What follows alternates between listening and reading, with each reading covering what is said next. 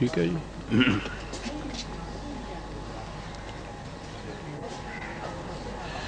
اعوذ باللہ من الشیطان الرجیم. بسم اللہ الرحمن الرحیم. عزیزان من، آج دسمبر 1981 کی 25 تاریخ ہے اور ملت کے محسن عظیم قائد اعظم کے یوم پیدائش کی تقریب پر میرے خصوصی درس کا عنوان ہے تحریک پاکستان کی حقیقی جنگ. عام طور پر یہی سمجھا جاتا ہے کہ مطالبہ پاکستان کی مخالفت انگریز اور ہندو کی طرف سے ہوئی تھی اور یہی جنگ تھی جو ہمیں لڑنی پڑی تھی. یہ ٹھیک ہے کہ اس کی مخالفت انگریز اور ہندو کی طرف سے ہوئی تھی، لیکن ان دونوں سے کہیں شدید اور وسیع پیمانے پر مخالفت ہمارے علماء حضرات کی طرف سے ہوئی تھی. یہ بڑا شدید محاذ تھا. مشکل یہ ہے کہ ہمارے ہاں پاکستان کی تاریخ کی کوئی مستند تاریخ ابھی تک مدون نہیں ہوئی، اور اس سے بھی زیادہ جو چیز میرے لیے باعث صدمہ ہے وہ یہ کہ جو لوگ اس جنگ میں شریک تھے وہ بہت آگے گئے، باقی جو ہیں تیار بیٹھے ہیں. ان کے بعد تو کوئی یہ بتانے والا بھی نہیں رہے گا ہماری نئی نسل کو کہ اس تاریخ میں اور اس جنگ میں ہوا کیا تھا.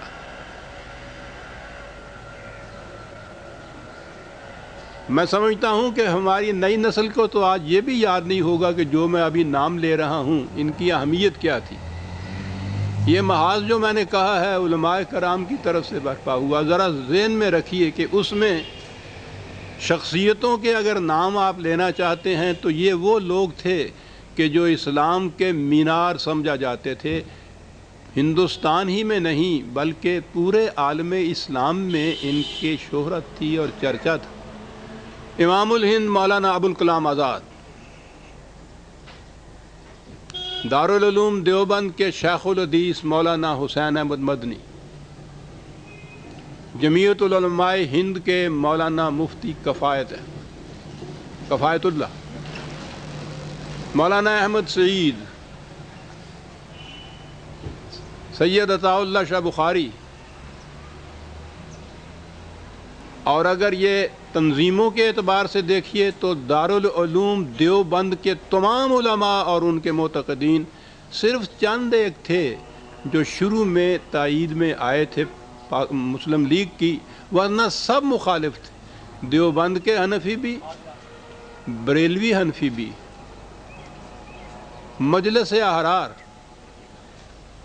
ابھی جو میں نے سید عطا اللہ شاہ بخاری کا شاید نام لیا ہے، ایک جمعیت انصار تھی انہی کی، اور سب سے زیادہ جماعت اسلامی.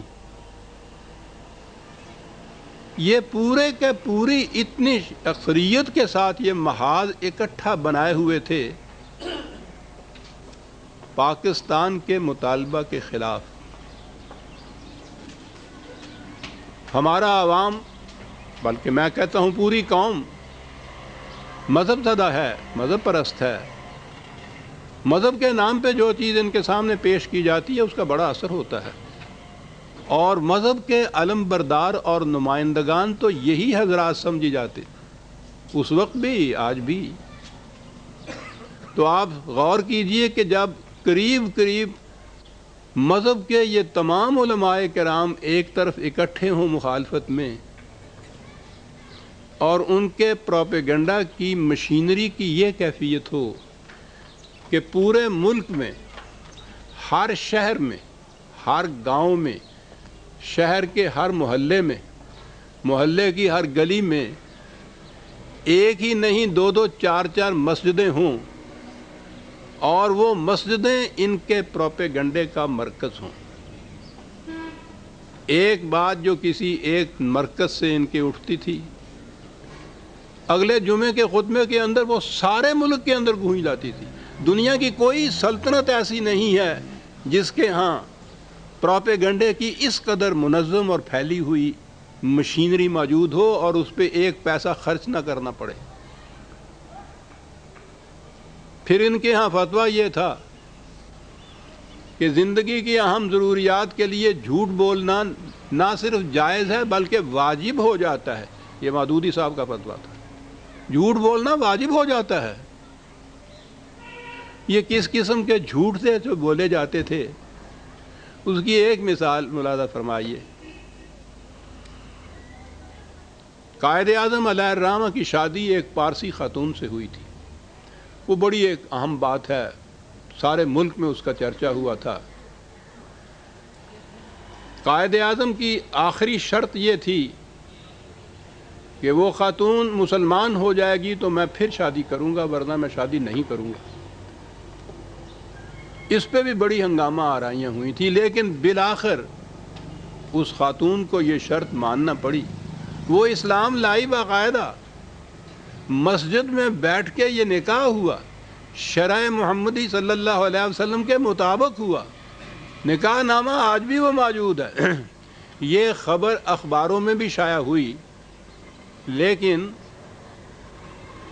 ان حضرات کے اسلام کا تقاضا یہ تھا، اس کے متعلق کہا یہ گیا کہ ایک کافرہ کے واسطے اسلام کو چھوڑا۔ یہ قائد اعظم ہے کہ ہے کافر اعظم؟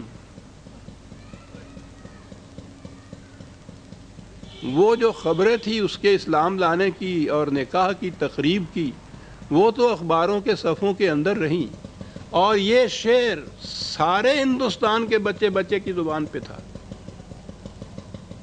اب جس شخص کے متعلق یہ کہا جائے، پہلے تو اس کی حیت کے ہی متعلق تھا، داڑھی منڈا، کرسٹان، مغرب زدہ، سوٹڈ بوٹڈ، ان کے کردار میں اسلام کی چھینٹ تک بھی نظر نہیں آئے گی۔ یہ جو حکومت قائم کریں گے وہ مسلمانوں کی کافرانہ حکومت ہوگی، یہ سب کچھ کہا جاتا تھا۔ تو جب یہ حضرات علماء کرام کا ایک پورا جتھا بلا استثناء ملک کے سارے گوشوں میں پھیلا ہوا مسلسل یہ چیزیں کرتا جائے اور عوام ہمارے ہاں ہوں ان کے معتقد، بہرحال مذہب کی آواز کے اوپر وہ لبیک کہنے والے، تو آپ سوچئے کہ یہ محاذ کتنا بڑا شدید محاذ تھا۔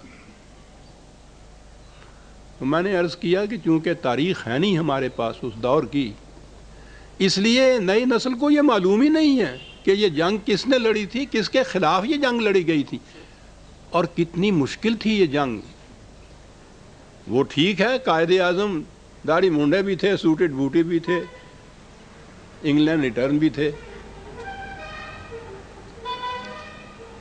اس جنگ کی شدت تھی جس کے لیے معاف رکھیے میں کبھی اپنا نام نہیں بیچ میں لایا کرتا، لیکن کبھی کبھی یہ چیز ضروری ہو جاتی ہے کہ قائد اعظم نے مجھ سے یہ فرمایا کہ اس جنگ میں ہندو اور انگریز سے تو ہم نپٹ لیں گے، لیکن یہ جو قال اللہ اور قال الرسول کے لبادوں میں آ رہے ہیں، ان سے نپٹنا ہمارے بس کی بات نہیں ہے۔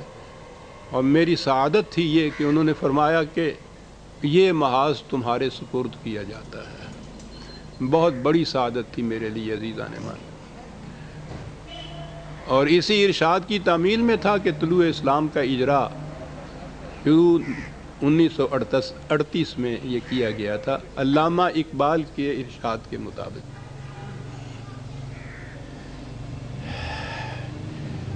یہ بات عجیب سی لگے گی، شیخ صاحب یہ اتر گیا، میں عرض کیا کہ یہ بات کچھ عجیب سی لگے گی کہ پاکستان کا مطالبہ اسلام کے نام پہ کیا گیا تھا، ہندو کے خلاف ہمارا محاذ یہ تھا۔ گاندھی یہ کہتا تھا قائد اعظم سے کہ اگر تم اپنے اس مطالبے میں سے مذہب کو الگ کر دو تو ہم آج ہی تسلیم کر لینے کو تیار ہیں، اور جواب یہ دیا جاتا تھا کہ مذہب کی بنا پر تو ہم یہ مطالبہ کرتے ہیں، اگر یہ مذہب